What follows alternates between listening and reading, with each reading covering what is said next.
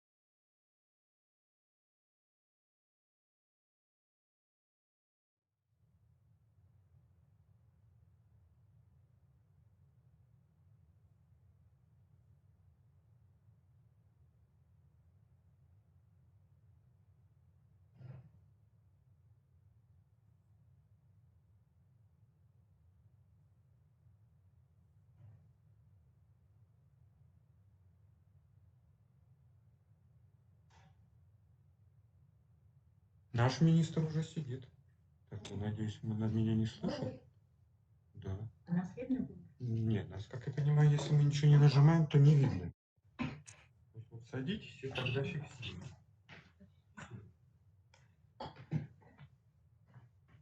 А звук здесь?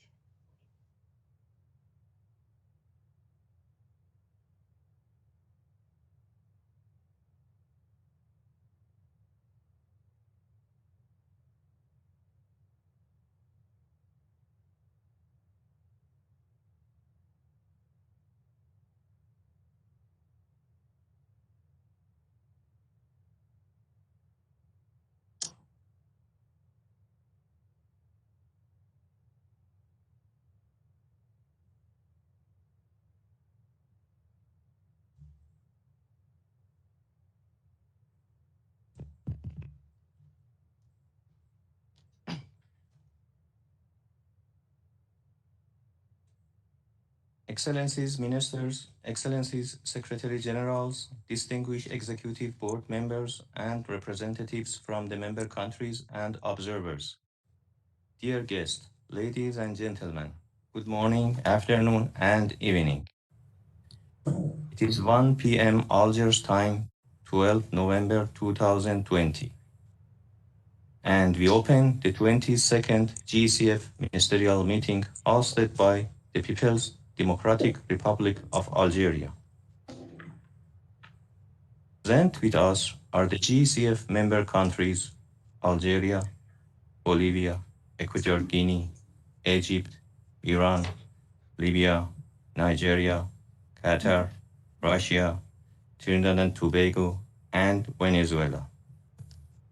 As well as GECF observers, Angola, Azerbaijan, Iraq, Malaysia, Norway, and United Arab Emirates. In addition, I would like to announce that for the opening session of the 22nd GECF Ministerial meeting, we have the following invited guest countries and international organizations, namely Indonesia, Mozambique, Tanzania, Tunisia, and Senegal, as well as ERA, IF, and OPEC. With much respect to all the participants of the 22nd GECF Ministerial meeting, I would like to kindly advise that, in line with the protocol of the meeting, only the audio and camera of the heads of delegation could remain open during the meeting. And for the other esteemed participants, I kindly request them to keep their mics and cameras closed, except when they are requested to present. Excellencies, Ladies and gentlemen, since we have the quorum for the 22nd ministerial meeting, it is my honor to invite His Excellency Abdulmajid Attar, the Minister of Energy of the People's Democratic Republic of Algeria and the President of the ministerial meeting, to start the 22nd GECF ministerial meeting. His Excellency, the floor is yours. Thank you. Excellencies, Head of Delegation, ladies and gentlemen, on behalf of the Ministry of Energy of the People's Democratic Republic of Algeria and the Algerian government, I am pleased to welcome you to the 22nd ministerial meeting of the Gas Exporting Country Forum, GECF.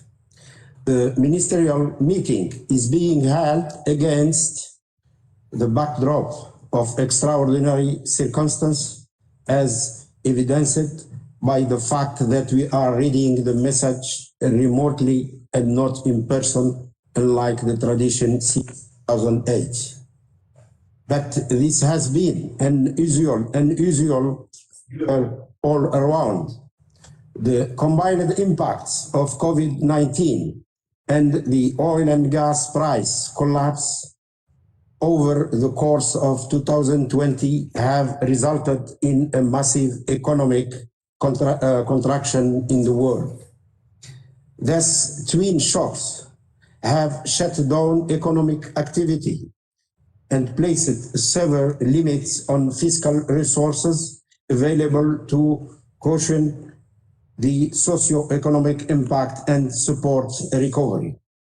However, the fog of the biggest pandemic of our lifetime has only hastened the turbulence the gas industry has been encountered over the past couple of years, with oversupply and bearish fundamentals curbing enthusiasm for further expansion of the sector. The ministerial meeting, therefore, has its task cut out of it. In time of upheaval, it's natural to crave a return to the familiar, predictable rhythm of life. Yet, we know that the long road to normalcy will be gradual and incremental. Perhaps going back to the familiar will elude us for a long time, and we will permanently need to adjust our thinking to match the problems before us. While market conditions are improving, the number of risks and uncertainties remain huge, whether they are related to the pandemic or the state of the economy. To compensate for the stagnation in the natural gas world, we must reorganize and reinvent ourselves to increase our strength in these challenging times. Natural gas remains the most promising and versatile sources of energy. It's environmentally friendly and affordable, and it is increasingly becoming accessible to consumers. Its clean attributes now form part of important conversation of the 2030 Sustainable Development Goals, and its expected rise in the global energy mix is a promising fact. Recalling the declaration of the GECF summit in Doha at 2011, Moscow 2013, Tehran 2015, Santa Cruz de la Sierra 2017, and most recently Malabo 2019, all of which emphasize the leading position of the GECF as representing the largest share of natural gas resources in the world, and its willingness to develop this for the benefit of producer and consumer alike. I believe strongly that the forum is more relevant today than ever. The platform can seize the moment and help prepare its members to harness digital technologies and artificial intelligence, improve recovery rates, discover untapped resources, seek new investment, and unearth innovative ideas that will guarantee the prosperity from the natural gas to its members. The work of the GECF is today seen as credible and authoritarian across the world. Over the past decade, it has successfully engaged with leading peer organizations, pioneered a new approach to research and data management, and expanded cooperation in the technology transfer amongst the member countries, in particular through the Gas Research Institute, which became operational in Algeria. As we begin deliberation at this 22nd ministerial meeting, I would like to wish us fruitful discussion and a successful discourse that will lead the impactful recommendation for the gas market and for the ongoing progress of the GECF. Thank you for your attention. And now, please, I would like to give the floor to His Excellence, Dr. Yurin Centurin, GECF Secretary General. Please, you have the floor. Your Excellency Abdulmajid Attar, Minister of Energy of Algeria, the President of the Ministerial Meeting, esteemed Excellencies, distinguished member countries, observer members, guest countries representatives, and the heads of international organizations, ladies and gentlemen, good morning, afternoon, and evening. It's my tremendous honor to welcome you to the 22nd Ministerial Meeting of the Gas Exporting Countries Forum, chaired by the People's Democratic Republic of Algeria. Our meeting today comes while we are still facing together the dangerous COVID-19 pandemic, which has put everyone in an uncertain situation. On this backdrop, I would like to appreciate the able and wise leadership of His Excellency Minister Abdulmajid Attar and the great efforts of the ministerial team. Your diligent contribution enabled the all too important 22nd Ministerial today and our successful deliberations during the associated events. I therefore express my sincere appreciation to Algeria, the forum's long-standing pillar and founding member country. I would like also to extend a warm welcome to the newly appointed GECF member countries' ministers who have taken the charge since the last ministerial meeting held on the 3rd of October 2019, namely His Excellency Frankson Molina Ortiz, the Minister of Hydrocarbons from Bolivia, His Excellency Nikolai Shulginov, the Minister of Energy of Russia, His Excellency Tarek El-Essami, the People's Power Minister of Petroleum from Venezuela. Sincere appreciation goes out to the meaningful contribution and the rich legacy of the ministers who started new endeavors, namely His Excellencies Mohamed Arkhapov of Algeria, Victor Hugo Zamora Casteda from Bolivia, Alexander Novak of Russia, Manuel Salvador Quevedo Fernandez from Venezuela. Ladies and gentlemen, on the global level, the pandemic has inflicted heavy damage on the economic engines as well as the movement of people. As a result, forecasts regarding growth on the global level this year envision a recession that may reach 5%. Hydrocarbon exporting countries have been hit by double crisis due to price declines, market oversupply on the one hand, and to the impacts driven by the pandemic on the local economic activity on the other hand. Even though we are living amidst the pandemic consequences, it's not a permanent reality that will stay with us forever. The midterm and long-term fundamental factors that favor natural gas remain unchanged. As it was clearly outlined yesterday at the Ministerial Roundtable, natural gas will be the fastest growing fossil fuel in the global energy mix for several decades. This abundant, flexible, and affordable fuel will increase its share from currently 23% to 28% by 2050. In this context, I would like to note that the world of natural gas is used to face uncertainties, but manages time and again to thrive. In fact, it's during challenging periods like currently that our ability to respond quickly and efficiently to changing dynamics and market fluctuations become even more evident. The forum's response to any limitations imposed by the new operating environment was to unlock the full advantage of our capacity to optimize and adapt. For another year in a row, we contributed meaningfully to the fulfillment of the GECF long-term strategy through the attainment of its priority objectives and strategic goals that are geared at the enhancement of the forum's position globally and the advancement of its research and analytical capabilities. Since the previous ministerial meeting in Moscow, we have been busy enhancing strategic dialogue between producers and consumers, engaging with non-member countries, and broadening cooperation with the relevant international organizations and entities. As a result of these tangible efforts, our key insights cemented in the GECF summit's declarations are now regularly reflected in the vital documents of the G20 leading economies. Notable progress has been registered in interactions with our strategic partners, such as the United Nations Framework Convention upon Climate Change, United Nations Economic Commission for Europe, APCO, ASEAN, BRICS, IAF, IGU, IRENA, AREA, OAPEC, OLADE, OPEC, and others. In the spirit of these relationships, we are honored today with the presence of the leadership of some of these entities. I extend my appreciation to you on this occasion.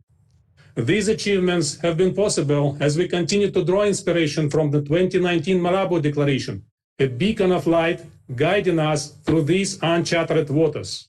Acknowledging the unity of the GECF member countries and observer members, I would like to extend the most sincere appreciation to the esteemed Ministerial Meeting, Executive Board, Technical and Economic Council members, and Special Envoys for Data and Statistics, along with the Secretariat staff, for their unwavering support, positive contribution, a wholehearted dedication, and to the great teamwork in a challenging environment.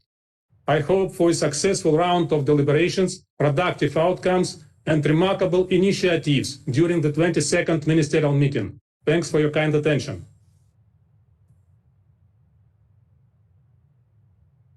Thank you, Excellency. I would like now to open the floor to their Excellencies, his head of delegation, to deliver their statement. And please, I would like also to ask from the Secretary General to help me to manage the requests for the floor.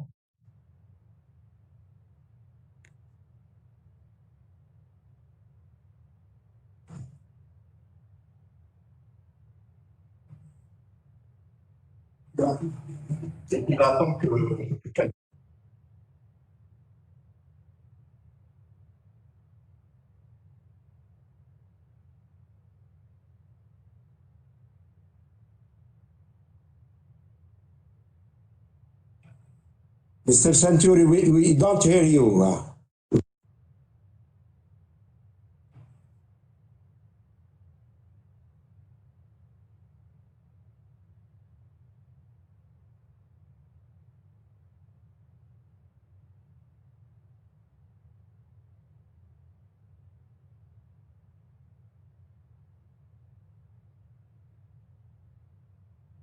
Your Excellency, just a second, please. There are some communications errors. We right now find all the communications connections, and of course, we'll help you in inviting our dear colleagues to take the floor and to make their statements.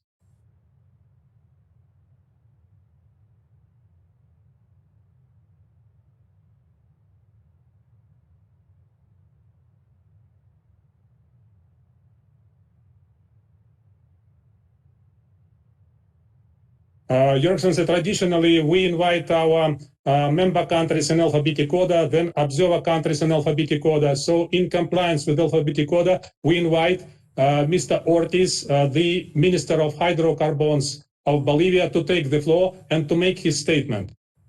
Mr. Ortiz, do you hear us? If no, after that, in alphabetic order, Egypt.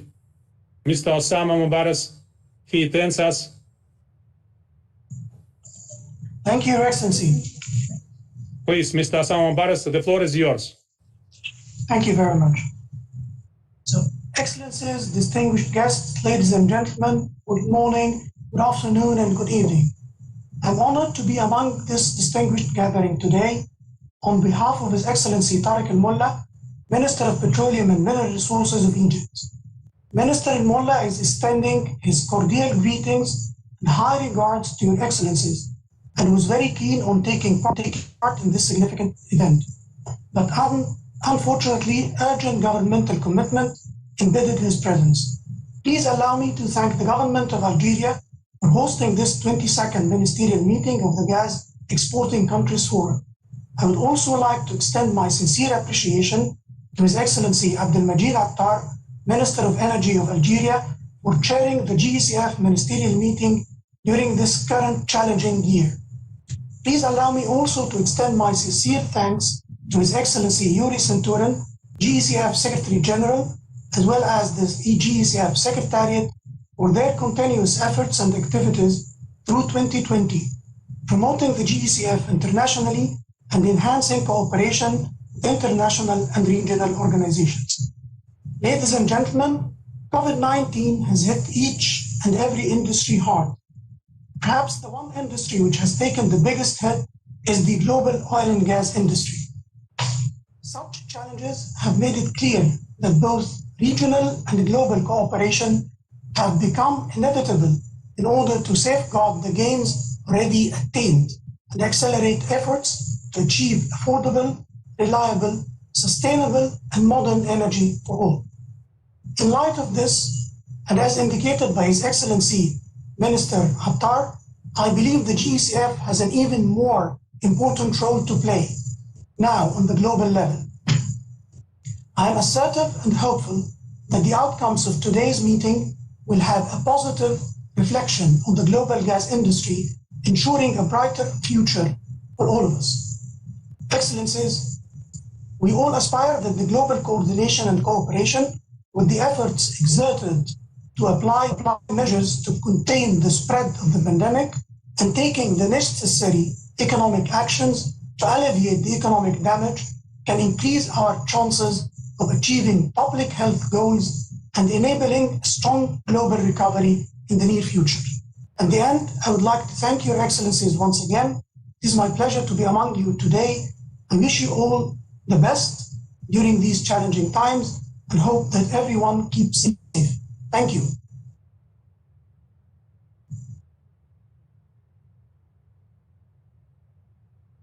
Your Excellency, thanks you indeed for your statement, and we restored the connection with Bolivia, and after that in alphabetic order, we come back to alphabetic order. I invite Mr. Franklin Molina Ortiz, the Minister of Hydrocarbons from Bolivia, to take the floor for his statement. Mr. Ortiz, the floor is yours.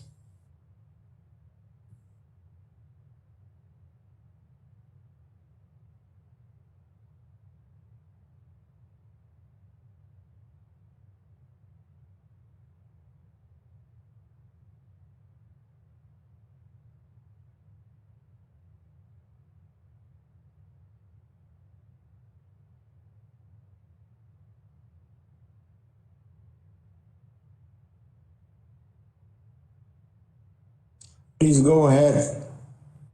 He is connected, Your Excellency, but he is muted. Now we are trying to communicate with him again. His colleagues started helping him to unmute. Mr. Ortiz, your sound, there's no sound, we don't hear you. Okay, in this case, if you don't mind, I invite Mr. Gabriel Mbaga Bianclima, the Minister of Hydrocarbons and Mines from Equatorial Guinea, to take the floor for your statement. Mr. Gabriel, the floor is yours.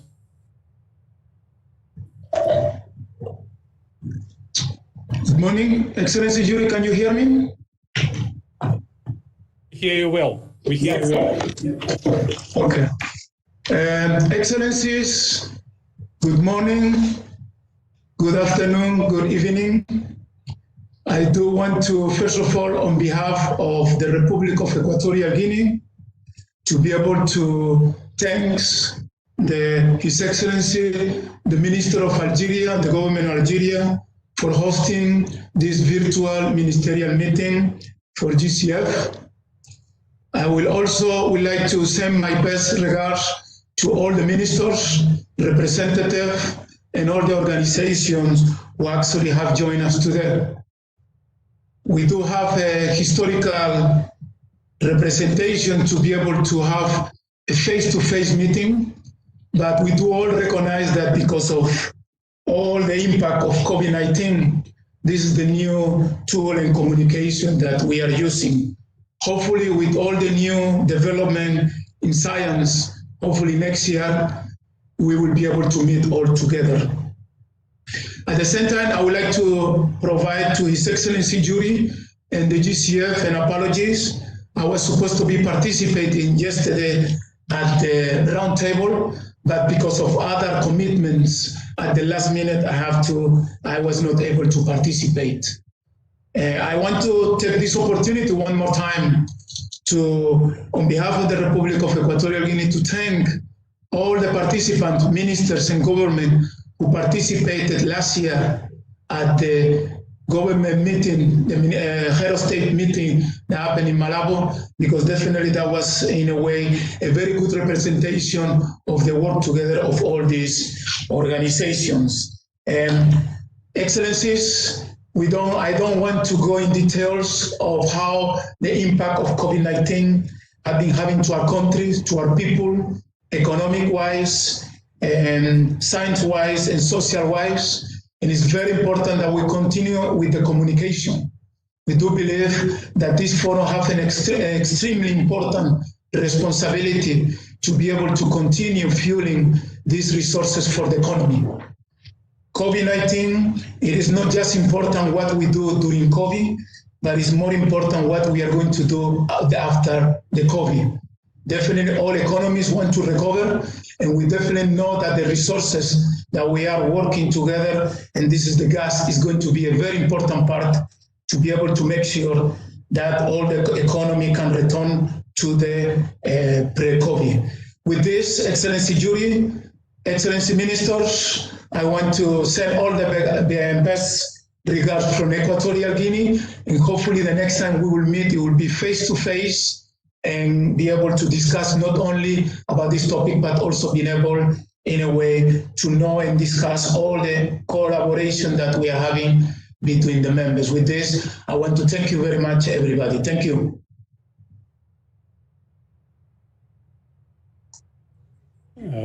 Thank you so much indeed for your statement, Your Excellency. Mr. President, may I go ahead? If you don't mind, I would like to come back to Bolivia. We connected eventually with our Bolivian colleagues, and I invite Mr. Franklin Molina Ortiz to take the floor and to start your statement. Mr. Ortiz, the floor is yours. Good afternoon and good morning to all esteemed member countries, chairman of the ministerial meeting, my fellow ministers and excellencies for all member countries and observers, and His Excellency, Secretary General of GCF.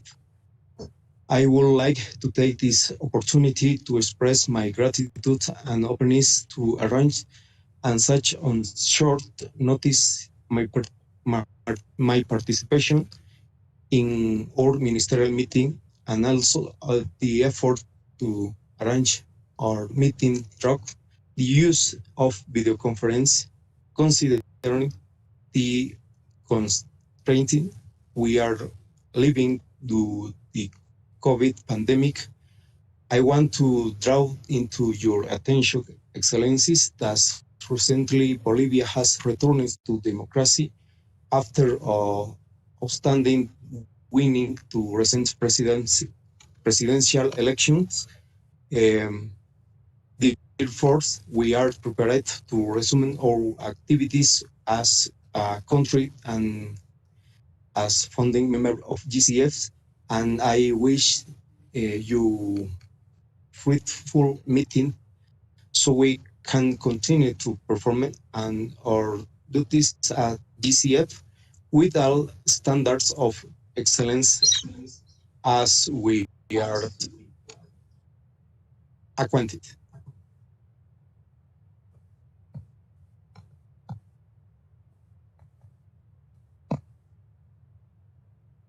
Thank you so much for your statement. So in compliance with our protocol and usual practices, after that, I invite the head of delegation from Nigeria, Mr. Your Excellency Minister, to take the floor and to take your and to make your statement. So, Your Excellency, the floor is yours. Thank you very much. Excellencies, leaders of delegation, I bring you the full compliments of my President Muhammadu Buhari, to the ministerial meetings and the People's Democratic Republic of Algeria for hosting this meeting. Nigeria would like to reaffirm our commitment to the goals and aspirations of GECF. With 71% of global gas reserves in the hands of GECF members, we believe that acting together, the GECF can become a force for good and a balancing factor in the gas business. Nigeria would want to see more dialogue and more collaboration among member countries, gas consumers, and regional and international organizations. We thank the Executive Board and the Secretariat for the very excellent preparations and work they've done to make this virtual meeting possible. The meeting started yesterday, and we participated in the roundtable discussion. We expect to participate fully in the fruitful deliberations that will follow from here. Thank you once again for this great effort and for inviting us again to this meeting. Thank you. Thank you so much for your statement, Your Excellency Minister of State, Dimitri Silva. After that, I invite the Minister of State of Energy Affairs and the Cabinet member and the President and CEO of Qatar Petroleum, the head of Qatar delegation, His Excellency Sachir bin Al-Kaabi. Mr. Al-Kaabi, the floor is yours.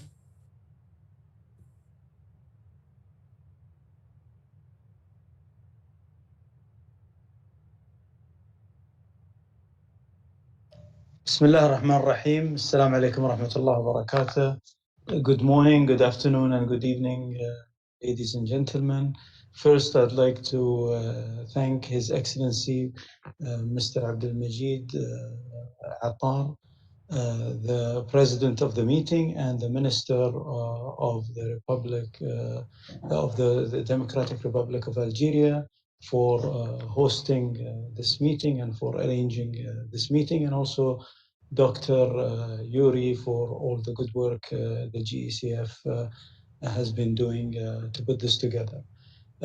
Excellencies, heads of delegation, I would like to first extend my condolences really for all that have lost loved ones and around the world due to this terrible pandemic that everybody has been faced with. So my heartfelt condolences and prayers to everybody, all those that have been lost around the world, hundreds of thousands that have been affected by this.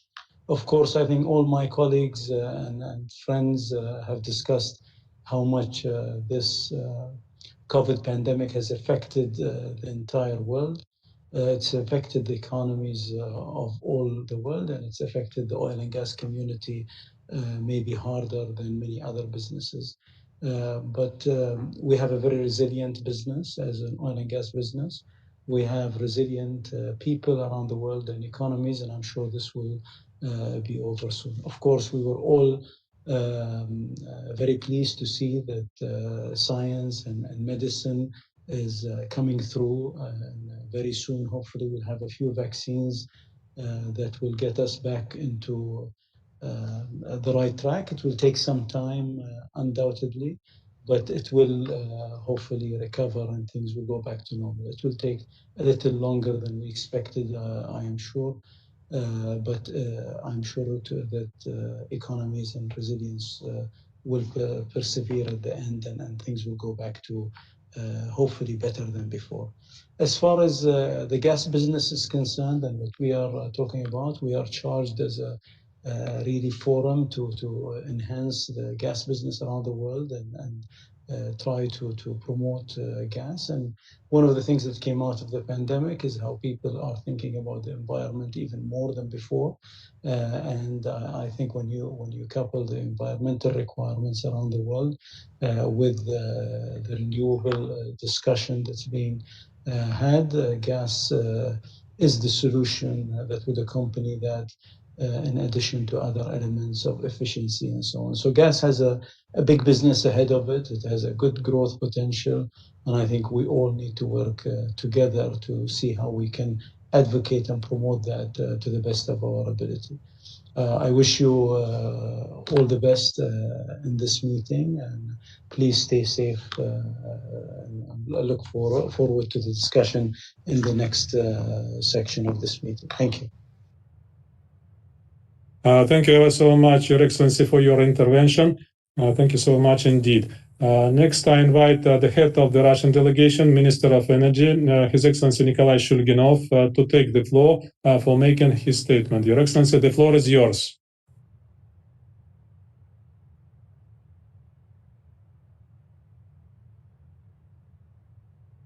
Please unmute yourself because your sound is not clear. Unmute. You are muted.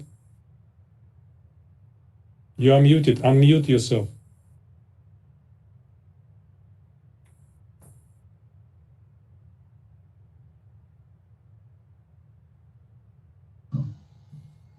It's okay now. Please start. It's okay now. Mr. Shulginov, it's okay now. Please take the floor. Distinguished Mr. Chairman of the Ministerial Meeting of the GECF, Mr. Attar, distinguished GECF Secretary General, distinguished ministers, heads of delegations, ladies and gentlemen. I am pleased to welcome the participants of the 22nd Ministerial Meeting of the Gas Exporting Countries Forum. First of all, I would like to convey best regards and best wishes on behalf of Deputy Prime Minister of the Government of the Russian Federation, Alexander Novak, with whom you've jointly been through a lengthy and interesting phase of the evolution of this organization. In my new capacity as Energy Minister of the Russian Federation, I'm also planning to attach utmost importance to cooperation in the GECF. As the coronavirus pandemic is spreading globally, the advanced development of our multifaceted cooperation is particularly called for in order to ensure expeditious recovery of the global energy, including natural gas. I would like to extend gratitude to the highly professional team of the GECF Secretariat headed by GECF Secretary General Yuri Centurion for active and comprehensive endeavors aimed at advancing and exploiting GECF potential and its analytical component. I believe it is up to us to jointly come up with solutions that would further increase efficiency of the Secretariat work as well as our organization as a whole in order to strengthen its position globally. Cooperation in GECF is among priorities of the Russia's foreign energy policy. We hope that in the upcoming years, GECF will continue to play an important role in shaping new trends in the development of the gas industry, in developing new mechanisms aimed at ensuring stable and safe market of natural gas. Today, our organization has necessary expertise in order to maintain its high credibility at the most reputable platforms and to be highly called for by experts. However, more efficient and active actions are required in that direction. I believe that the development and deepening of our cooperation will contribute to the advancement of the GECF. That way will increase the level of trust towards the organization from the international energy community, and we'll be able to position natural gas as modern and environmentally safe natural fossil fuel vital to attain global development, sustainable development goals. Our countries and national companies continue to invest substantially into the projects in production, development, processing, and transportation of gas, thus making a tangible contribution into ensuring global energy security. Taking into account the outcomes of the work of the GECF Executive Board, I suggest that we step up our collective efforts aimed at shaping proposals in order to create new mechanisms of cooperation by the 6th GECF Summit, which will take place in Qatar in November 2021. Dear colleagues, I could not but miss this opportunity to get acquainted with you, albeit remotely. I could not but to use this opportunity to address the participants of the 22nd Ministerial meeting of the GECF with welcoming remarks. Take into account new appointments that have taken place recently in the government of the Russian Federation and my tough schedule, I will have to say goodbye to you right now. And at the same time, I would like to wish you and your families all the best. And now I would like to turn to the member of the executive board of the GECF from the Russian Federation, Alexei Gospodarov, who will continue representing Russia during this meeting, and all the participants of the 22nd Ministerial meeting of the GECF successful work. Thank you very much. Thanks a lot for your statement, valuable statement indeed. Now I invite His Excellency Minister of Petroleum from Iran, His Excellency Engineer Bijan Namdar Zamgani, to take the floor for your statement. Your Excellency, the floor is yours. Bismillah ar-Rahman ar-Rahim. Mr. President Abdulmajid Attar, Distinguished Secretary General Yuri Sanjurin, Ministers, Excellencies, ladies and gentlemen. It's a great privilege to attend this 22nd GECF Ministerial meeting through video conference presided over by His Excellency Abdulmajid Attar, Minister of Energy of the People's Democratic Republic of Algeria. This meeting is unique in many ways. It's being held during a pandemic unprecedented in the last 100 years. The mere holding of the meeting is a success story for GECF. Working under the threat of a deadly pandemic with all the psychological pressure that accompanies it takes courage, motivation, and resilience. As one of the founding members of GECF, I take pride to see this firm grew so strong, efficient, and prestigious. All this took place in less than 2 decades since May 2001. GECF has taken big steps to pave the ground for target-oriented and specialized dialogue on gas issues with gas producing and consuming countries and international energy institutions and organizations. The flagship publication of the GECF, Global Gas Outlook 2050, heralds that despite all odds, including the pandemic, the geostrategic challenges that slow down global economic growth, and the changing behavior of gas consumers, better days are ahead of GECF, its members, and other gas-producing countries as a whole.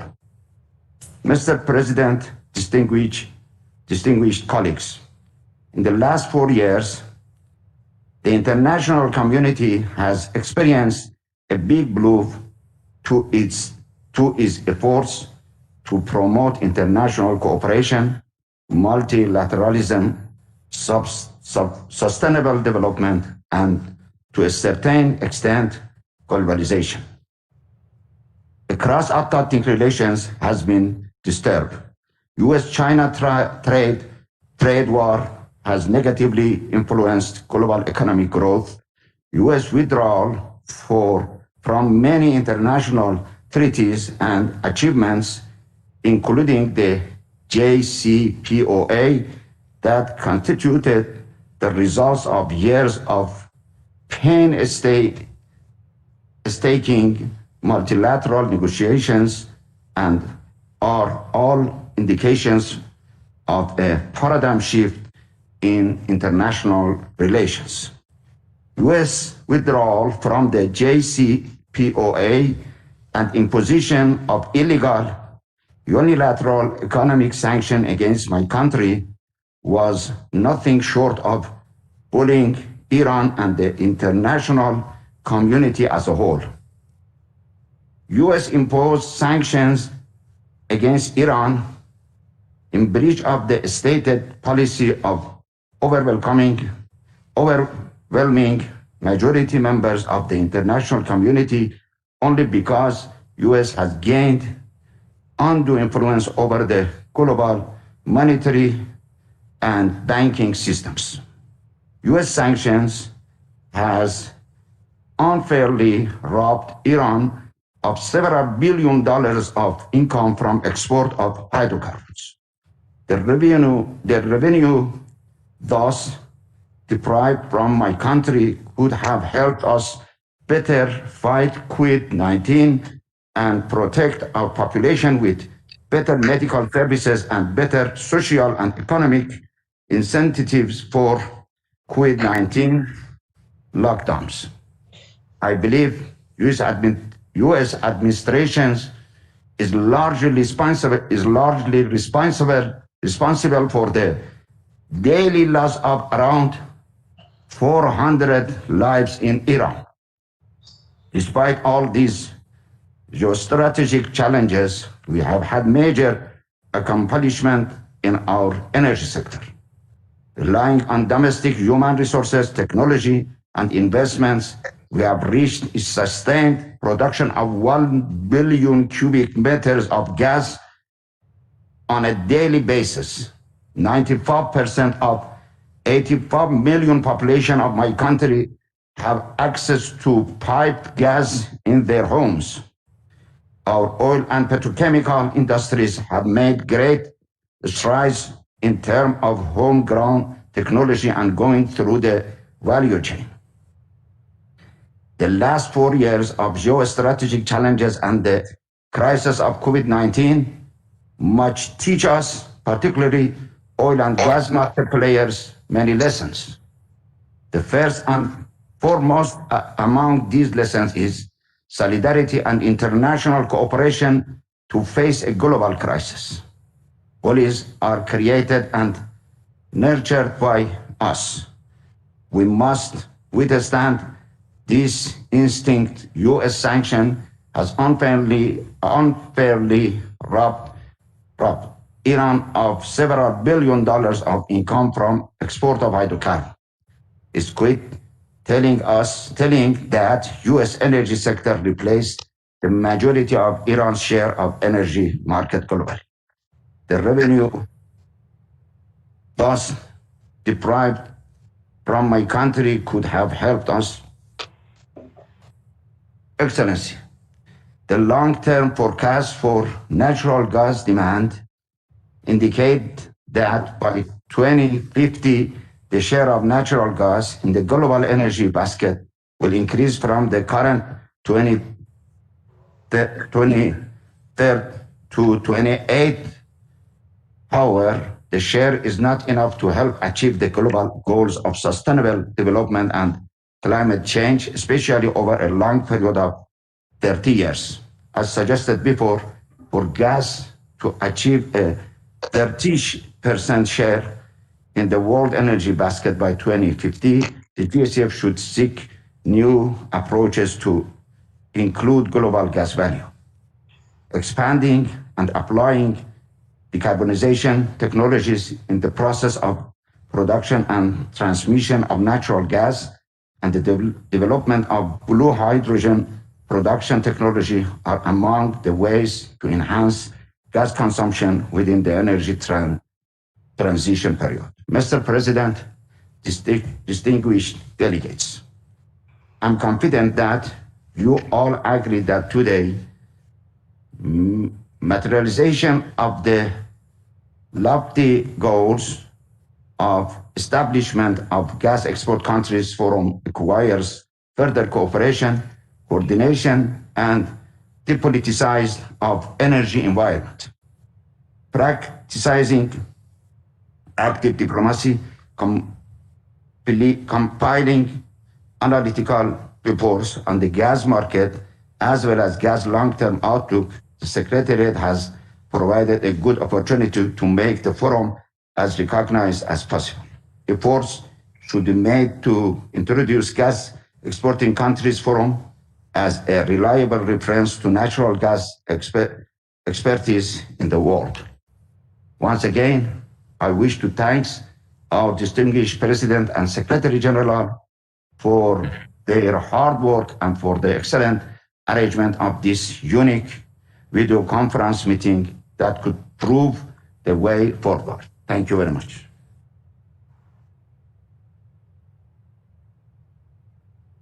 Thank you so much, Your Excellency, for your informative statement. Next, I invite our colleague from Trinidad and Tobago, Minister of Energy and Energy Industries, Your Excellency Senator the Honorable Franklin Khan, to make your statement. Your Excellency Minister, the floor is yours. Thank you very much. Your Excellency Abdelmajid Attar, Minister of Energy of the People's Democratic Republic of Algeria and President of the Ministerial Meeting, Your Excellencies and other heads of delegation, Your Excellency Dr. Yuri Santurin, Secretary General of the GECF. I bring warm greetings on behalf of the government and people of the Republic of Trinidad and Tobago. I hope that this day finds you and your families safe and healthy, especially in the midst of this worrying global pandemic. 2020, as we are all aware, has been a particularly difficult year in many regards, and the circumstances under which we are compelled to meet today are indeed quite different from what obtained when we met in Moscow last year under more traditional arrangements. We have all grappled with not only the global health crisis, but also with the quite challenging collateral effects of our economies. As producers and exporters of natural gas and energy-based commodities, we have had to adjust our budgetary expectations as the key elements of and contributor to our national revenues has witnessed an unprecedented reduction in both demand and prices. Nevertheless, we have found sometimes creative ways to endure and to adjust in these difficult times. Our meeting here today via video conference is testimony of our adaptability and the fact that the show must go on. It is this kind of adaptability that the GECF member countries, both individually and collectively, are being called upon to display more and more as the global energy markets continue to evolve. In this regard, Trinidad and Tobago acknowledges the valuable support provided by His Excellency Secretary General and the Secretariat as we strive to continuously evaluate key developments in the energy ecosystem in which we coexist with other countries and economies. Throughout our assessment of the state of the energy market and our place in it, Trinidad and Tobago recognizes the significant role of natural gas in the energy mix of today and hopefully in the foreseeable future. We must continue to work together to ensure that the GECF is well positioned to maintain and grow its market share and to maximize the benefits of these developments to each of our sovereign countries. That's in the original charter of the GECF. As a long-standing member of the GECF, Trinidad and Tobago will like to reaffirm its strong commitment to the forum and support for its strategic objectives and initiatives. We will endeavor to promote natural gas as a fuel of choice, both for Trinidad and Tobago and the Caribbean region. Perhaps in the not too distant future, through our ongoing efforts at regional energy diplomacy, we may be able to successfully bring several of our Caribbean neighbors on board as we seek to strengthen the international positioning and influence of the GECF. As you all are aware, some world-class hydrocarbon discoveries are now being made in the Guyana-Suriname Basin, which is an integral part of the Caribbean community, and incidentally is a neighbor to Trinidad and Tobago. As we pursue the augmentation of the values of our natural gas resources, we hope to be able to foster cooperation among GECF member countries in keeping with the strategic goals and objectives of the GECF. Indeed, we eagerly look forward to the imminent establishment of the Gas Research Institute right here in Algiers, which will provide yet another platform for innovation and collaboration among our technical experts.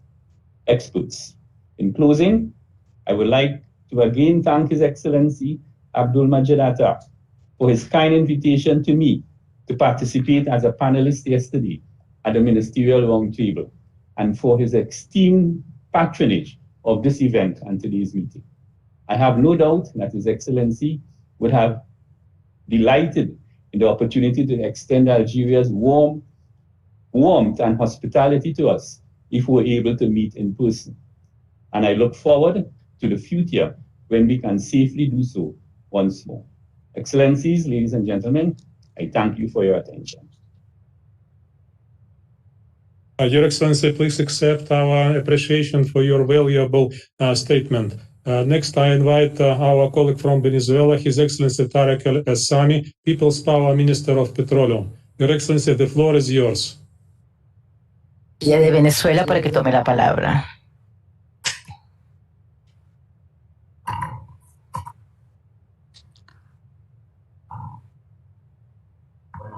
Good morning, good afternoon, and good evening. Excellency Abdelaziz Matar, Minister of Energy of the People's Democratic Republic of Algeria, Chairman and host of the 22nd Ministerial meeting from Venezuela. We acknowledge your effort in organizing this ministerial meeting. Your Excellency Judy Centurion, General Secretary of the Gas Exporting Countries Forum, who has played a major role in the strengthening of this platform. Ministers, Excellencies, distinguished delegates. I convey warm and fraternal greetings on behalf of the President Nicolas Maduro Moros of the Venezuelan people and on my own behalf in the framework of the holding of this 22nd ministerial meeting. I'm very honored to join the team of this forum, a body that over the years has played a major role in contributing to the world energy mix, ensuring the sustainable global development and also supporting the sovereign rights of its members of the natural gas resources and the capacity to develop, preserve and use such resources to benefit its people. The impact of the pandemic has reduced the growth projections in the world in the long term in a very significant manner, getting the GDP to drop in an accumulated fashion between 2020 and 2050 of around 7%, which presents a challenge in the use of natural gas as a fuel of election, of choice, giving it abundance and affordability and reliability at the time to recover from the pandemic. In order to attain growth and the participation of gas in international markets, we need this multilateral platform for it to create mechanisms of effective interaction to maximize the revenues of member countries through the commercialization of gas by balancing and stabilizing regional markets and initiating a dialogue in order to build international cooperation in the gas industry. It is therefore necessary to create within the forum the political will in order to take far more decisive actions in order to control the gas market and obtain fair benefits for gas producing countries. The forum projections clearly show that in 2050, the fossil fuels will remain key to meet world energy demand. They will account 70% of the total consumption, and natural gas is widely recognized given its advantages for lower environmental impact. Therefore, it is strategic for us to meet within this forum to ensure its development. However, to have growth and increase in the share in the market is a task that requires institutional effort and stronger commitment with the development of infrastructure. In Venezuela, one of the major challenges that we have had to overcome as a country has been precisely the problems with an oil and gas industry, which have been the target of unilateral coercive measures imposed by the United States, which have occasioned the drop of gas production, affecting the consumption of energy of our people, and had led a negative impact on our economy. Venezuela is in favor of promoting complementarity among the different energy sources as a strategic factor. To this end, we promote the consolidation of a virtuous mechanism committing producing nations, investors, and consumer sectors in order to have an impact on the stability of the markets.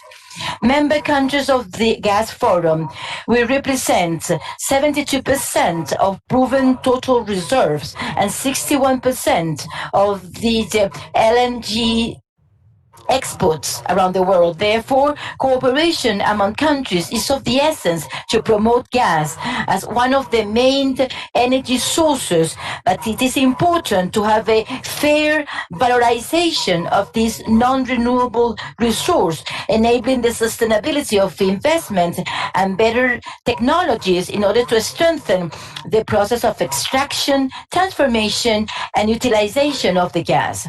Therefore, we support the idea of a higher interaction and cooperation, and imitating the experiences of OPEC Plus to increase dialogue and cooperation between this forum and other countries in order together, one, promote natural gas as an affordable energy source, abundant and reliable, and to expand its use at the regional and international levels in various forms and sectors. Second, we support the signing of long-term gas agreements and to index the price of gas with oil and its byproducts in order to leverage stable investment in the value chain of the natural gas. Third, to improve the contribution of natural gas as a destination fuel for mitigation and adaptation to climate change and the protection of the environment. Fourth, to foster strategic projects of commercialization through the new electronic platform of commercialization of gas, PEC, and innovative financial instruments in the various gas markets. Finally, fifth, to increase the portfolio of investments in the field of research and development in order to optimize the energy mix through the complementarity between fossil fuels and renewable energies. Venezuela is certain that the committed work and collective work of this body will contribute to overcome the large challenges the gas market has in the world today. Therefore, we reiterate our willingness to get this organization to be stronger and to move forward sustainable development through the use of natural gas as a safe energy source.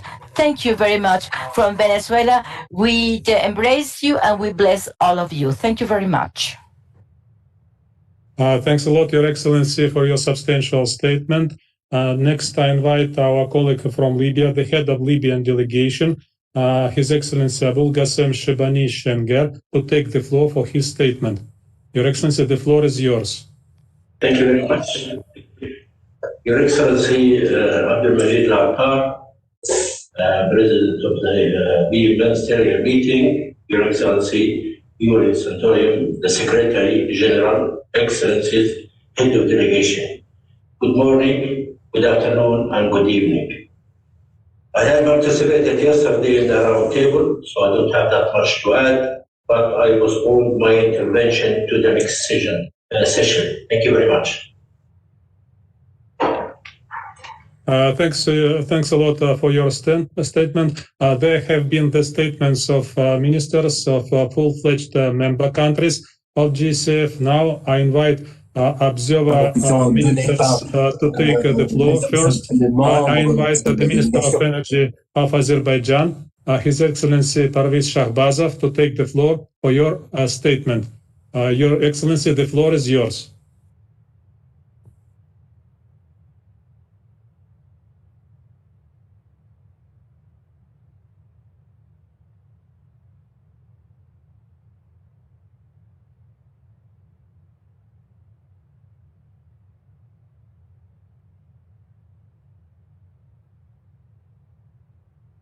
Your Excellency, please unmute yourself because you are muted.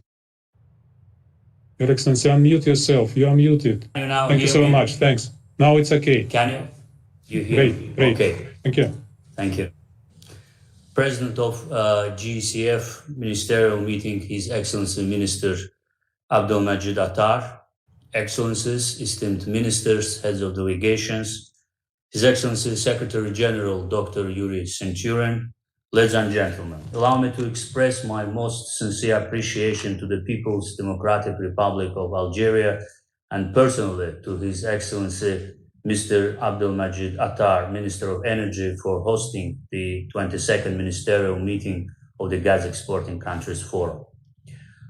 I'd like also to thank the Secretary General and his able staff for their professional work, as well as for the thorough preparation of the Ministerial Meeting. We are currently going through a period of change as the global oil and gas sector is facing unprecedented turbulence. The ongoing effects of the COVID-19 pandemic reduce the demand for energy resources, as well as accelerate the processes that have been changing the configuration of the global energy sector. Previously, the main driving force behind the move towards green energy was the Paris Agreement, but now the low carbon energy and the net zero policies have also come to the fore. Needless to say, the global gas industry is also affected by such trends, including the competitive environment between traditional and renewable energy sources. As a low-carbon energy source, natural gas is playing an important role in the ongoing energy transformation. Moreover, gas supply infrastructure provides ample opportunities for the transportation of hydrogen energy, a source with a great potential for energy transformation. It seems that natural gas will have a significant share in the world energy market, at least in the next 30 years. Taking into account the global trends in its energy policy, Azerbaijan has always pursued the same goal in its oil and gas projects: to serve energy security, stability, cooperation, and development both at domestic and international level. The giant Southern Gas Corridor, including its last section, the Trans-Adriatic Pipeline, is the most obvious manifestation of this goal. Transporting gas from a new source to Europe via the Southern Gas Corridor is already reality. This project not only contributes to the decarbonization process, but also is going so by diversifying the routes and sources of gas supply to Europe.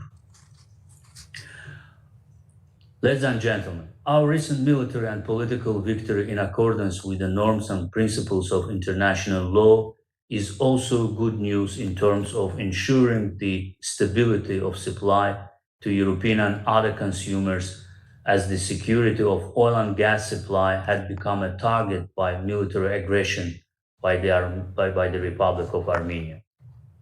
Since September 27, several attempts were made to hit the Baku-Tbilisi-Ceyhan pipeline, the South Caucasus pipeline, the Western Export pipeline, the Baku-Novorossiysk oil pipeline, as well as the largest thermal and hydroelectric power plants in Azerbaijan. Furthermore, high-ranking Armenian officials declared their intention to destroy Sangachal Oil and Gas Terminal 2, one of the biggest in the world. Stability in the global energy and gas market requires conflict-free geopolitical environment. Therefore, the fact that Azerbaijan is ending the 30 years long conflict by restoring justice and its territorial integrity in accordance with international law also serves the above-mentioned mutually beneficial purpose. In this regard, the military capitulation of Armenia, resulting in the liberation of our territories from occupation, will also ensure the security and reliability of our regional and global energy projects. Thus, I would like to take this opportunity to thank everyone who has given moral and political support to our common just cause.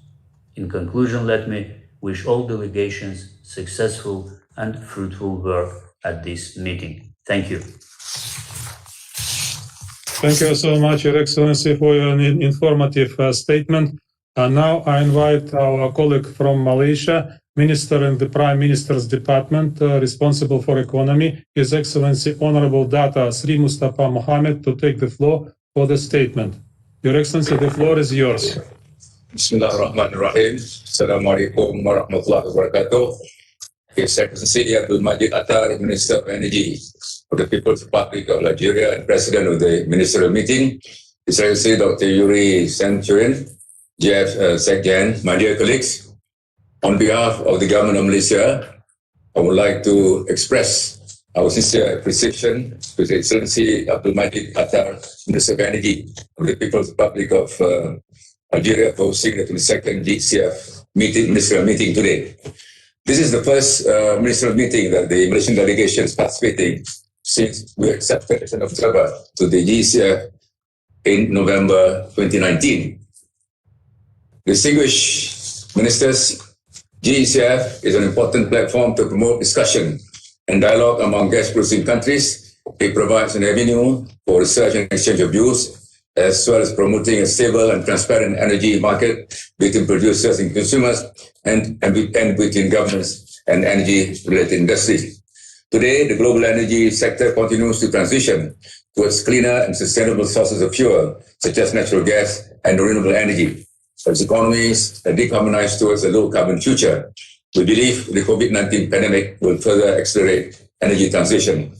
As an organization that has its prime focus on natural gas, GECF could expand its global advocacy on the importance of natural gas as a clean source of energy for key sectors of the economy, especially for power generation.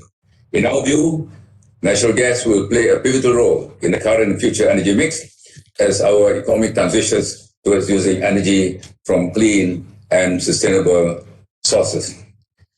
Efforts should also focus on identifying and promoting new growth areas for natural gas demand, as well as accelerating the coal to gas fuel switching for the power sector. Distinguished ministers, in this regard, Malaysia is currently embarking on a natural gas roadmap study, which will be part of a bigger national energy policy under our 12th Malaysia Plan. This roadmap will provide a medium and long-term direction for Malaysia with the aim to achieve an efficient and competitive gas market. On that note, I would like to reiterate that my government, under the leadership of Prime Minister Tan Sri Muhyiddin Yassin, remains supportive and is committed to maintain close collaboration and cooperation among GECF member countries. I wish everyone a very fruitful evening. Thank you. Thank you so much, Your Excellency, for your assessment and valuable statement. Next, I invite our colleague from Angola, His Excellency the Secretary of State for Petroleum and Gas, Engineer José Alexandro Barrosa. The floor is yours for your statement.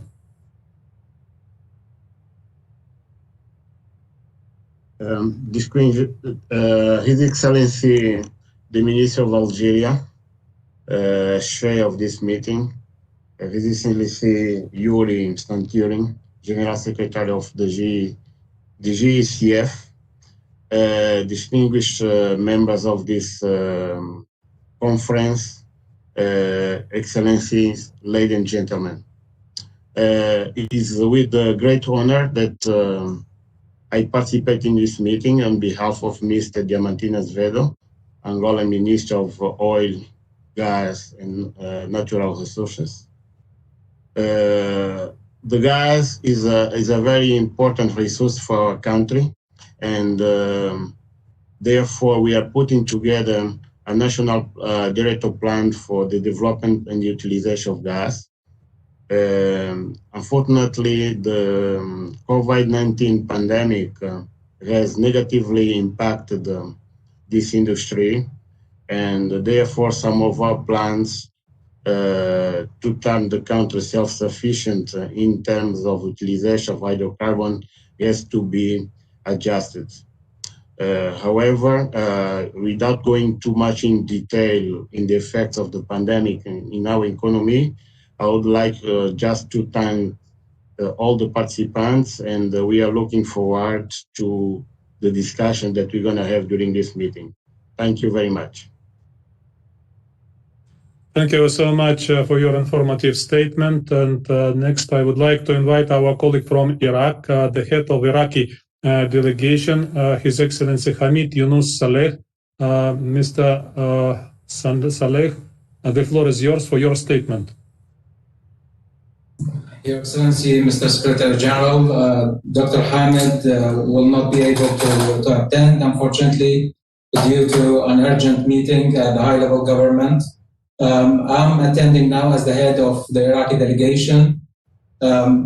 So my name is Ali Nazar, EB. I represented Iraq in the EB meetings.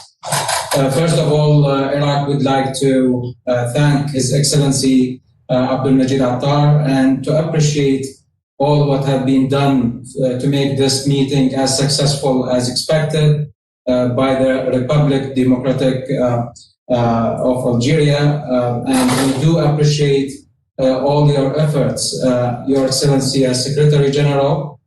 Iraq as an observing country will continue, of course, to support this gathering and all the findings, the outcomes of the collaborations, of the cooperations between all nations, including but not limited to the member countries and also to the observers, in order to make and keep the momentum of the positive contribution of this gathering through an announcement out of this 22nd Ministerial Conference onwards to the world in order to contribute positively and to represent this main source of energy that is expected to take even higher share of the energy mix in the world, and to provide the world with more and cleaner energy source in order to keep the wealth and also the economic growth in the world.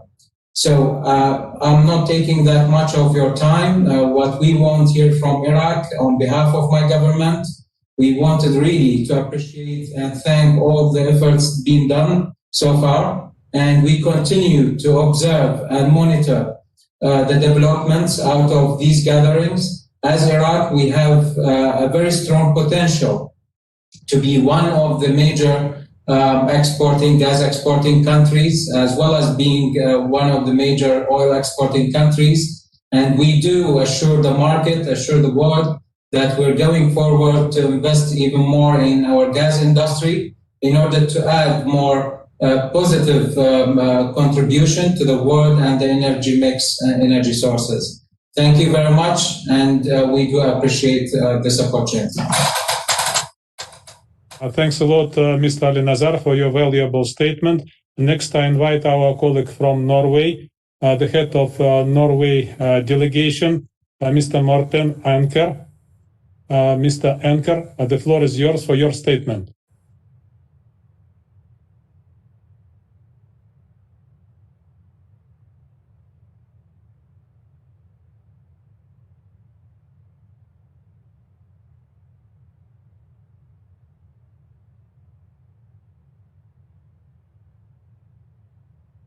Mr. Anker, I'm awfully sorry interrupting you. There's no sound from your side. Please try to check your system. Okay, can you hear me now? Now it's okay. Okay, We sorry hear for you that. well. Please continue. So thank you, thank you, Mr. Secretary General. Excellencies, ladies and gentlemen, I'm honored to represent the Minister of Petroleum and Energy of Norway, Her Excellency Tina Bru, in this meeting. The Minister sends her warmest regards to you all. Let me start by thanking His Excellency, the Minister of Energy of the People's Democratic Republic of Algeria, Abdelmajid Attar, for hosting this ministerial meeting. I would also like to thank His Excellency Secretary General Joris Centurion of the GECF. We do really appreciate your endeavors to organize this meeting on video as required by the global situation. And of course, our warmest thoughts go to all countries and all people affected by this pandemic.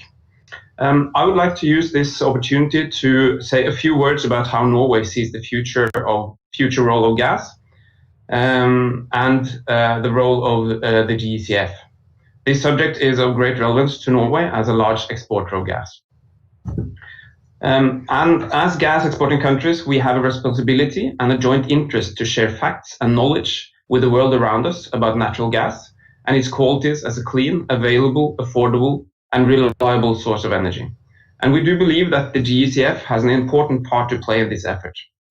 Starting with the big picture, the world needs more energy as the global population is growing and as more people are moving out of poverty. At the same time, this energy needs to be produced and consumed with as little climate impact as possible. In short, we need more energy and we need cleaner energy. In this setting, natural gas, with its many benefits, should and will, we do believe, play an even more important role as an essential part of a sustainable future of energy. In the power sector, substitution of coal with natural gas can lead to swift reductions in CO2 emissions at low cost. This will also improve air quality. And natural gas is also a good partner to intermittent renewable power generation. With carbon capture, use and storage, natural gas can, in the long term, become a source of clean and affordable hydrogen, which could play an important role in industrial and other applications in a low-carbon future. This role of natural gas in the energy transition is not always well understood, as we see it, in the public and political debate. Our firm view is that gas, with all its benefits, will be the fuel of choice if it's fairly treated in the marketplace. Therefore, one of Norway's main messages has always been that we need competitive energy markets with efficient pricing of greenhouse gas emissions worldwide. We are a country that would like to work with and not against the market forces. And in our opinion, the GECF could take on the role as an advocate for efficient energy markets. And with this remark, I would like to thank Your Excellencies for your attention and wish you all a very fruitful meeting. Thank you very much. Thank you so much for your substantial statement. And after, next I invite our colleague from United Arab Emirates, the head of the Emirates delegation, Mr. Nasser Hamis Al-Suwaidi. Your Excellency, the floor is yours for your statement. Thank you, everybody. Thank you. Very good morning and good evening for everybody. We thank the chairman of the hosting the GFC, Mr. His Excellency Abdelaziz Attar, for his invite us to this meeting. In behalf of our Minister of Energy and Infrastructure, Chairman Al-Zawai, we'd like to thank the Secretary and for hosting this ministerial meeting and invite us and we thank all the ministerials who participated in this meeting, and thank you everybody for this opportunity.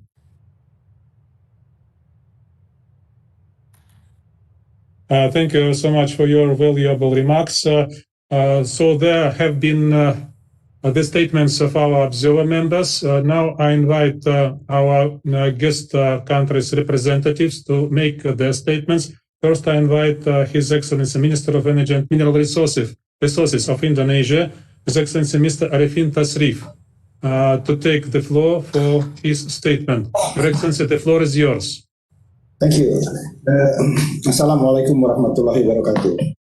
Minister of Energy of Algeria, the President of GECF Ministerial Meeting, His Excellency Abdelmajid Attar, Secretary General of GECF, Excellency Yuri Centurion, Excellency Ministers, distinguished participants, ladies and gentlemen. COVID-19 outbreak has had significantly impacted not only limited to the health, but almost to every aspect of our life. The lockdown policy has caused major implications to the global oil and gas industry. It is our responsibility to respond quickly and effectively to these extraordinary circumstances and market fluctuations. In order to promote a positive investment climate in the midst of unprecedented pandemic, the Indonesian government of Indonesia is preparing policy adjustment to provide more certainty and confidence for investors. In addition to that, we are also promoting both fiscal and non-fiscal incentives, as well as simplification of the licensing procedure in order to create a competitive, better investment climate and ease doing business in the country. We do understand that extraordinary work and effort is essential to support the speedy recovery of the oil and gas industry. Therefore, on the downstream side, the Indonesian government encourages the maximum utilization of gas domestic supply with competitive price to create multiplier effect to the economic growth and generate attractive incentive for industry. With the growing demand from industry and power plant in the future, it is also equally important to continue the development project of gas pipeline infrastructures throughout the country, including the development of LNG facilities, small-scale and virtual pipeline, to secure energy supply in particular areas with geographically constraints such as scattered and small islands. More importantly, the COVID-19 pandemic will also be our momentum to focus more on alternative energy resources and encourage the use of natural gas to replace fossil energy. To conclude, it is my fervent hope that through this important forum, we can work together to find the best solution to the current crisis and create a better strategy to overcome the impact of potential pandemic in the future. Thank you. Thank you so much, Your Excellency, for your substantial statement. Next, I invite the head of Mozambique delegation, Minister of Mineral Resources and Energy from Mozambique, His Excellency Max Tonella. Your Excellency, the floor is yours for your statement.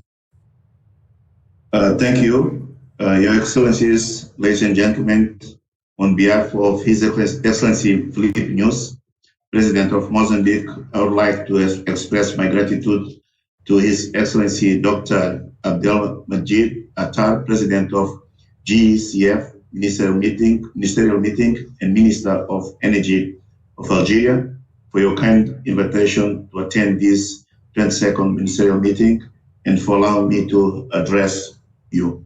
Also, we wish to thank His Excellency Dr. Yuri Centurion, the Secretary General of the Gas Exporting Country Forum, for the invitation to join the GECF. Your invitation is receiving due consideration. Let me also greet my colleagues, Minister of GECF, and I look forward to future interaction with you. Since 2004, modest volumes of natural gas are exported by Mozambique to South Africa from existing onshore fields. In 2010, Anadarko discovered large volumes of unassociated natural gas in the offshore Rovuma Basin in the northern of Mozambique. This discovery led to further exploration by ENI, and currently their recoverable natural gas resources are estimated to be well over 100 trillion cubic feet.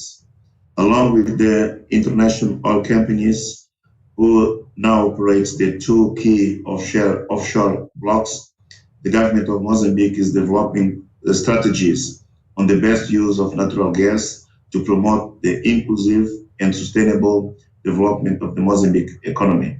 At least 25% of the gas produced is reserved for domestic use in land-based industrial projects. Since the current domestic market cannot absorb the volumes discovered in the Rovuma offshore fields, LNG export will be the viable answer to warrant the investment required to develop these resources. And now over 30 million tons per year of LNG export capacity is at various stages of development. These discoveries present a historical opportunity for Mozambique to develop its domestic gas market and promote industrial development according to our gas master plan. The estimated capex of this project is over $50 billion by 2030, and the base estimated case revenue for those projects could be over $300 billion over the lifetime. In addition to our resources of natural gas, Mozambique has excellent potential of coal and hydroelectricity. There are, however, significant asymmetries in the availability of electricity throughout the country, especially for rural districts. This reality is one of our key development challenges, and it's our desire to achieve universal access within the next decade. We expect the development of natural gas reserve of Rovuma Basin to be transformative for our economy by becoming a catalyst for economic growth with significant source of revenue that will stimulate further investment in the national infrastructure, job creation, and provide an important fuel source for domestic power generation. Therefore, access to the experiences of and the networking with the GECF member countries can be beneficial for Mozambique. Already, one of the member countries of GECF, Qatar, which is the largest exporter of LNG, has invested in exploration and production concessionaires contract license that were awarded in 2018 in the Angosha Basin, and we look forward to the collaboration in the future. We also note that objectives of the GECF aim to reduce the asymmetry of information about the global natural gas business. The tool you have developed for member countries can also benefit Mozambique by providing access to critical market and industry information. So it gives me a great pleasure to participate in the proceedings today, to meet each other of you, my colleague ministers, and the leadership of the GECF. So I expect that my participation will allow me to learn more about the organization's activities. Again, thank you for this opportunity. Thank you very much. Thank you so much, Your Excellency, for your assessments and substantial statement. Next, I invite Her Excellency Essatou Sophie Gladima, Minister of Petroleum and Energies from Senegal. Your Excellency, the floor is yours for your statement.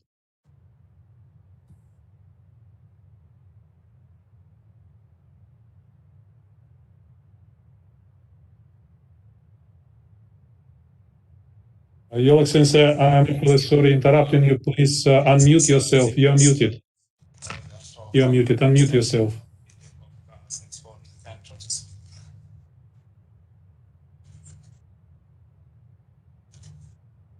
Excellence, Secretary General, Gas Exporting Countries Forum, ladies and gentlemen, Excellencies, distinguished guests. Allow me to start my speech by conveying the greetings of His Excellency, Mr. Macky Sall, President of the Republic of Senegal, as well as those of the Senegalese people on behalf of we work, and we express the pleasures that we have to take part in this forum, and we would like to express our warmest thanks to His Excellency,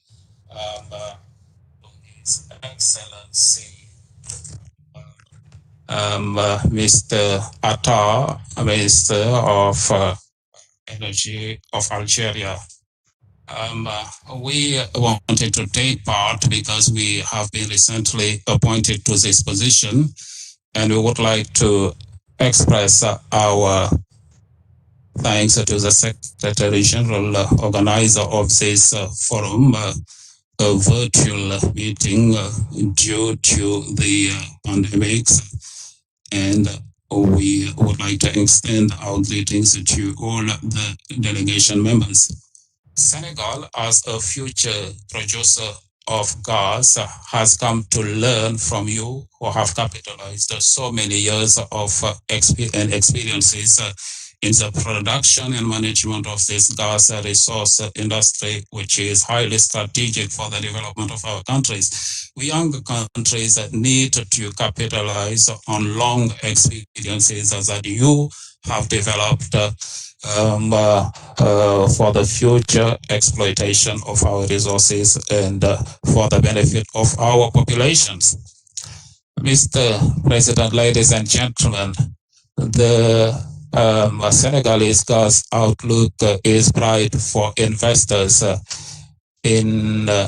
To your attention, we are running a licensing round since the end of 2019 on 12 high potential offshore blocks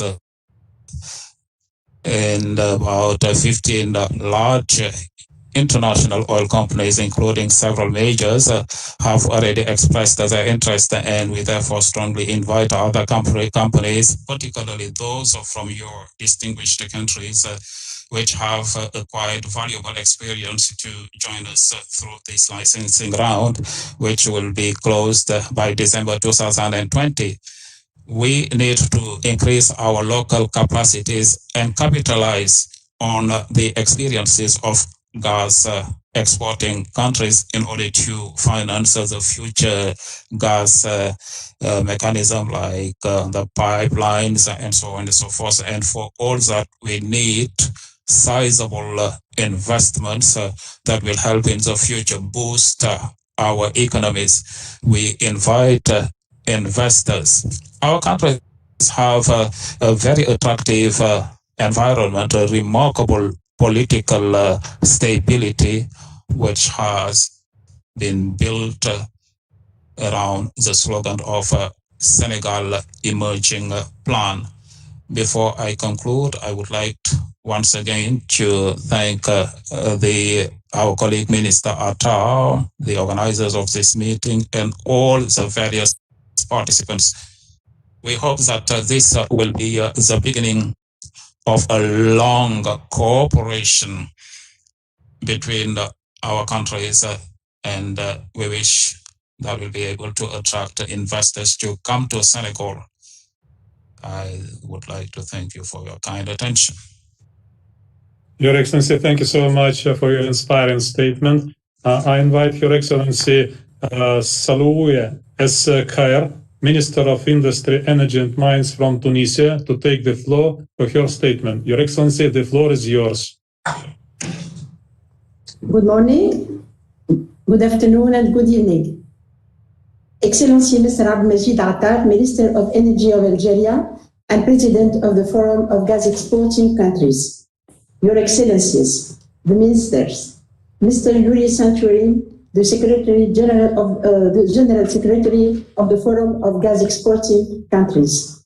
Ladies and gentlemen, first of all, allow me to express my thanks to the invitation extended to me to participate with you in this 22nd Ministerial meeting of the Forum of Gas Exporting Countries. I'm really delighted to take part in this event. This meeting is being held at a time when the world energy scene in general and natural gas in particular is going through a critical period in its development due to the COVID-19 pandemic.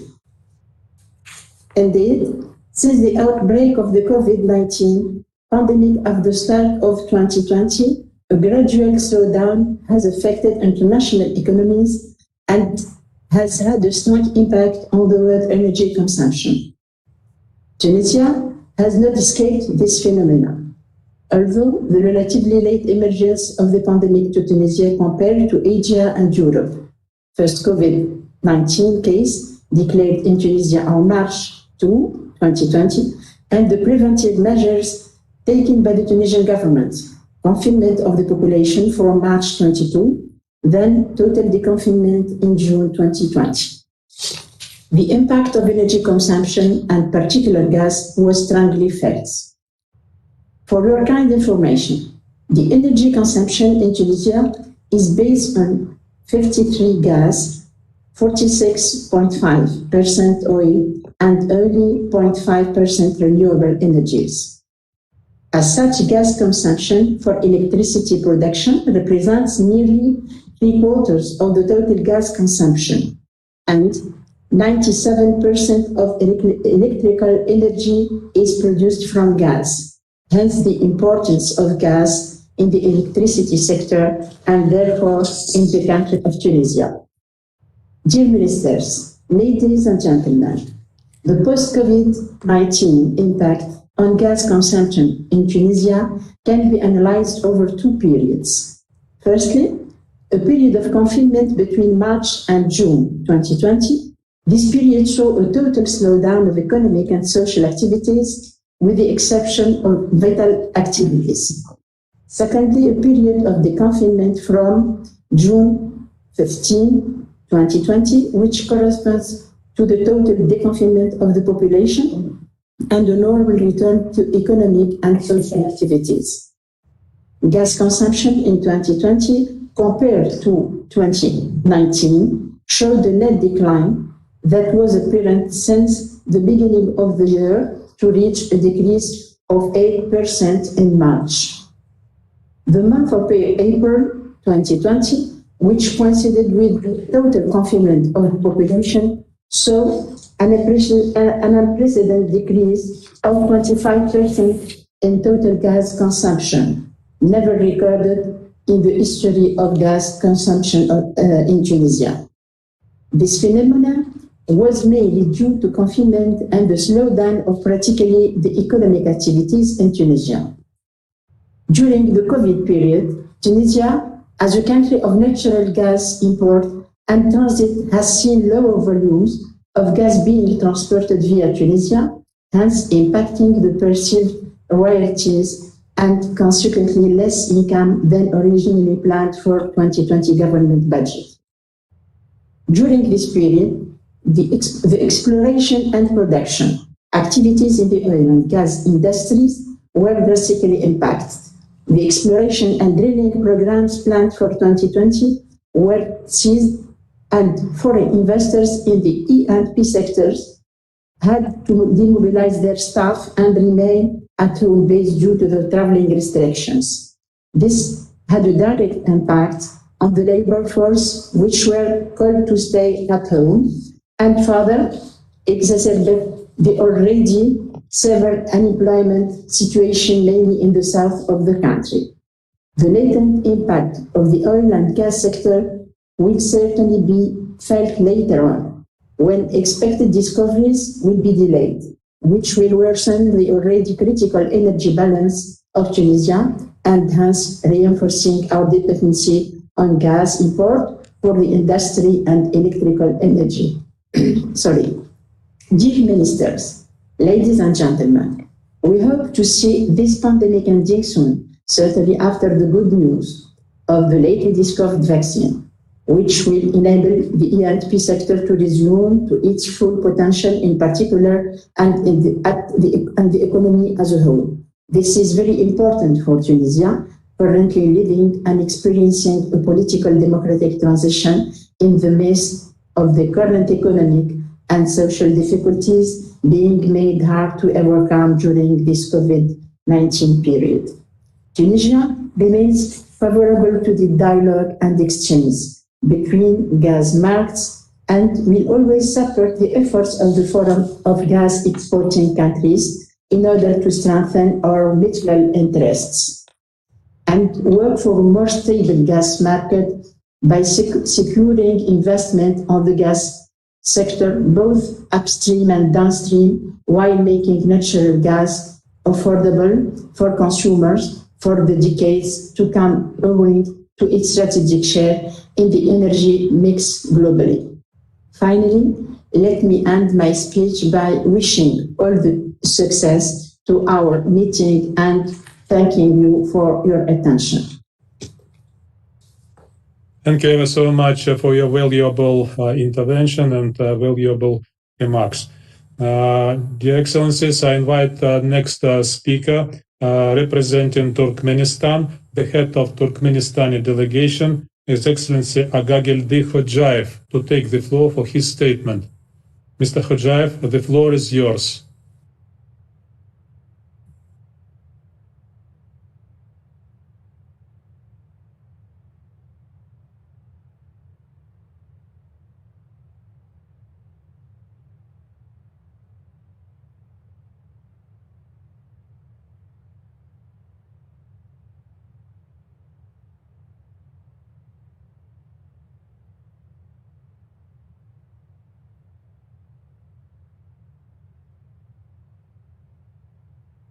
Your Excellency, we don't hear you.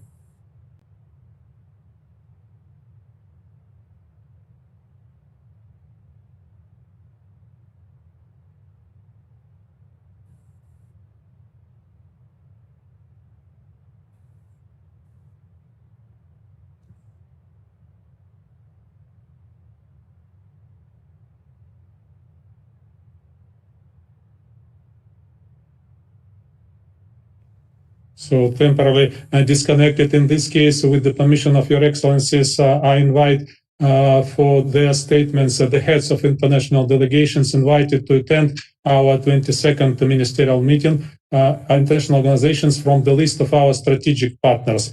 First, I invite His Excellency Mr. Rashid Abdallah, the Executive Director of AFREC, African Energy Commission. Your Excellency, the floor is yours.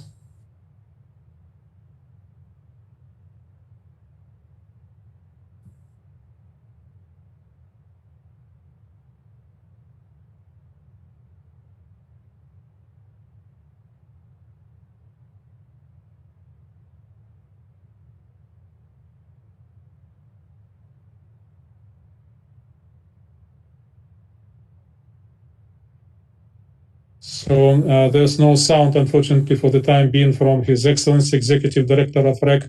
I invite next speaker, our good friend, the President of AREA, Energy Research Institute for ASEAN and Asia, Professor Hidetoshi Nishimura. Your Excellency, the floor is yours for your statement.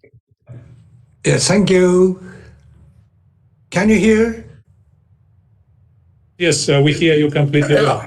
Please. Thank you, Excellency President and Excellency Dr. Yuri, Secretary General, Excellencies, distinguished participants, and I'm greatly honored to be invited and have a chance to make a short observation.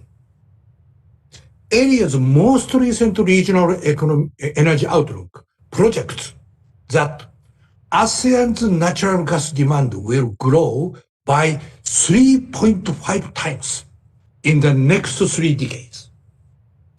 The share of natural gas out of total power generation is continuously higher than that of coal during the outlook period.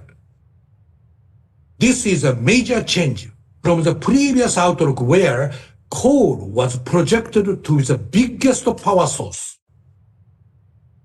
Natural gas is clearly a promising for low carbon future. It is operational flexibility. It's a good combination with growing share of various renewables.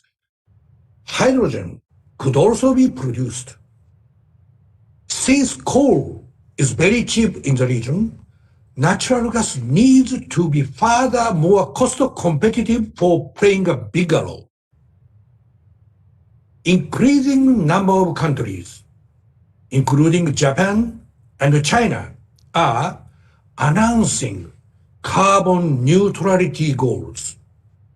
For achieving carbon neutrality, all the solutions, including efficiency, EV, hydrogen, renewables, and CCUS carbon recycling, need to be mobilized. Current coal bashing could eventually expand to fossil fuel bashing, including natural gas. This is why CCUS carbon recycling is particularly crucial for the ASEAN region, which will be continuously depend on fossil fuel in coming decades. If natural gas is to be a destination fuel more than a bridging fuel, combination of hydrogen and CCUS carbon recycling is indispensable. Vast carbon storage potential exists in the region. We will cooperate with Japan for establishing Asia CCUS network for facilitating knowledge and the experience as well as capacity building. Thank you very much for your attention. Thanks a lot for your valuable statement. Next, I invite our colleague from International Energy Forum, the Secretary General, Your Excellency Joseph McMonigal. Please, the floor is yours. Well, thank you very much, and thanks again to His Excellency Abdelmajid Attar, the Minister of Energy of Algeria and the President of the GCF Ministerial, for inviting me to participate both today and yesterday in the Ministerial Roundtable. As the new Secretary General of the IEF, I look forward to expanding our collaboration, as I discussed with His Excellency Secretary General Yuri Sinchurin in early October. The GCF and the IEF have had a close relationship dating back to 2010 that is cemented in the 2011 IEF Charter and MOU focused on data exchange and mutual participation and high-level dialogue. To overcome the impact of COVID-19 pandemic on global energy markets, dialogue among all our member countries and partnership with the GCF, the only gas organization in the JODI, the Joint Organizations Data Initiative that the IEF hosts, has never been more important. The IEF will take this natural gas dialogue forward at our key upcoming events, in which the GCF participation is valued and welcomed. And these include the 7th IEF IGU Ministerial Forum, scheduled to take place virtually on the December 3rd, just next month, hosted by His Excellency Minister Mustafa Mohammed from Malaysia. And then the 11th IEA IEF OPEC Symposium, which is scheduled to take place virtually on February 17th of next year in Riyadh. And then, of course, our IEF ministerial meeting, which was supposed to be held this year, but was postponed until next year, which will be held in the second half of 2021, hosted by Saudi Arabia. It's a special pleasure to take part in this important meeting. I want to extend a special welcome and greetings to the new Russian minister, Nikolai Shogunov. It's great to see you here and look forward to engaging with you in your new role. I look forward to strengthening my relationship with all of you and the international policy cohesion for natural gas market stability and growth through closer cooperation with all the GCF countries on the IEF platform during my secretariat. So I'll end there and wish you all a great ministerial meeting.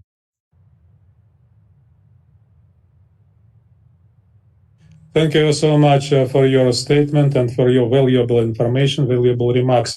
I invite His Excellency, the Secretary General of OPEC, Your Excellency Mohamed Sanusi Barkindo. The floor is yours. I invite you to make your statement. Thank you very much, Excellencies, distinguished delegates, ladies and gentlemen.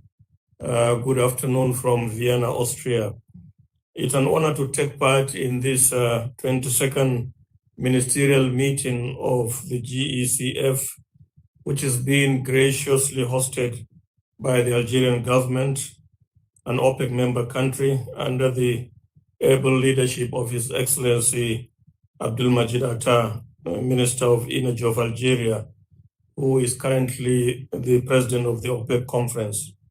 Excellency, I commend you for the dual leadership roles you currently hold in two of energy's world's leading organizations, OPEC and GECF. This is a testimony not only to your personal attributes as a veteran in this industry, a leader and an astute diplomat that you are, but also speaks to the prominence of your esteemed country, Algeria, as a leading provider of the world's precious oil and gas resources. Algeria continues to play a crucial role in the Declaration of Cooperation's ongoing efforts to rebalance the oil market, restore economic growth, and re-establish investor confidence globally. I would also like to recognize my comrade at the GECF, His Excellency Yuri Centurion, for his ongoing support in our common efforts to deepen the ties between OPEC and the GECF within the framework of the OPEC GECF Energy Dialogue. Just a week ago, we held our inaugural high-level meeting, which was an overwhelming success and the result of the heightened cooperation between our two organizations at both technical and policy levels. What started as an informal discussion between myself and His Excellency Yuri Centurion on the sidelines of the Russian Energy Week in October 2019 in Moscow has now developed into a full-fledged, robust dialogue between two very interlinked organizations.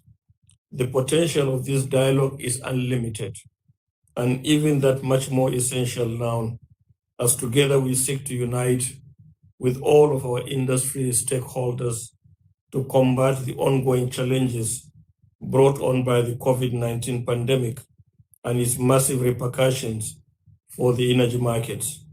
We simply cannot do this alone. Thus, Excellency, we value this partnership greatly and look forward to collaborating closely with our partners at the GECF in the months and years to come. Excellencies, it was an honor to take part in yesterday's Ministerial Roundtable on natural gas, along with many of our esteemed OPEC and non-OPEC ministers. The session was moderated by Professor Bassam Fatou, the Director of the Oxford Institute of Energy Studies, was both informative and far-reaching, as together we sought to assess the future development of natural gas within a highly challenging energy landscape, as we have heard from various heads of delegations today. I especially appreciated our discussions related to natural gas' future role, whether it will be considered a transition fuel or a destination fuel. Future developments in this regard will depend on many contributing factors. However, I think we can rest assured in the fact that both oil and gas will continue to play a prominent role in accounting for more than half of the global energy mix. Before closing, I would just like to highlight another important area of collaboration we have initiated with the GECF.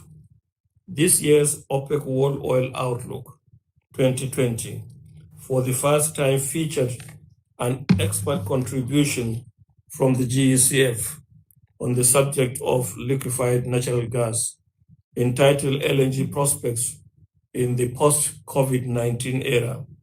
This provided analytical insights into the very dynamic issue of LNG, adding value to this flagship publication.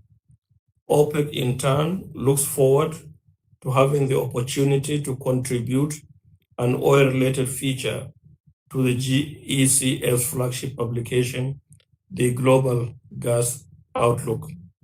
Excellencies, distinguished delegates, we are very encouraged by this budding cooperation between OPEC and GECF, and we believe the best is yet to come for this mutually beneficial partnership.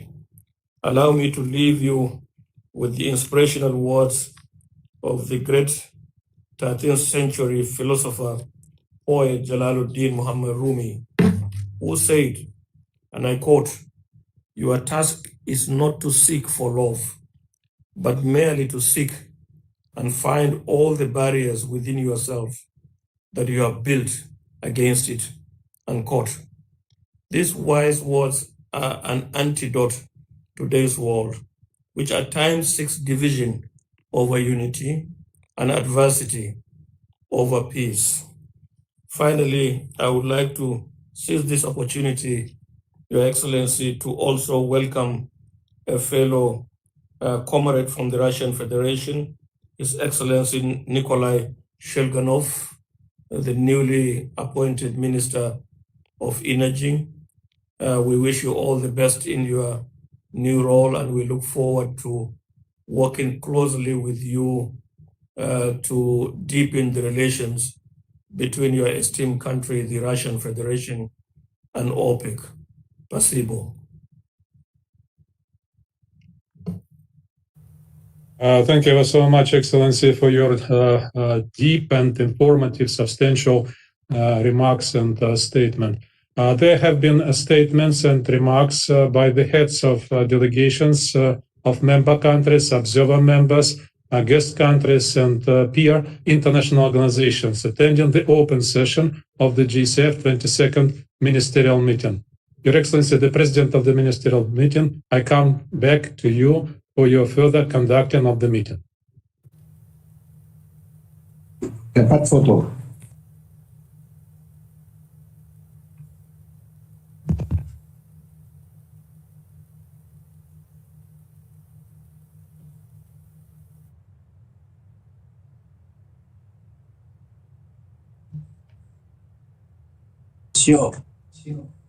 Your Excellency. Okay. Yes. Okay. Okay. This brings us to the end of the inaugural session. And I would like to express again my sincere gratitude to all of you, especially our esteemed guests, for having accepted our invitation to this opening session, namely heads of delegation. I want again also to extend my warm welcome to the newly appointed GECF member countries minister who have taken the charge since the last 21 ministerial meeting on 3 October 2019. Name His Excellency Mr. Franklin Molina Ortiz, the Minister of Hydrocarbons of the plurinational state of Bolivia. His Excellency Nikolai Shuldinov, the Minister of Energy of the Russian Federation, and His Excellency Tarek Al-Aissami, the People's Power Minister of Petroleum of the Bolivarian Republic of Venezuela. I would also like to take this opportunity to appreciate and thank our predecessor, namely my predecessor, His Excellency Mohammed Arkab, His Excellency Victor Hugo Zamora Castedo, His Excellency Alexander Novak, and His Excellency Manuel Salvador Quevedo Fernandez. So thank you for all for your participation.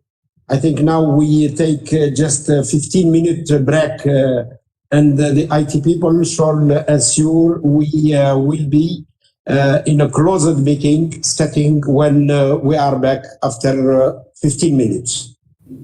Okay?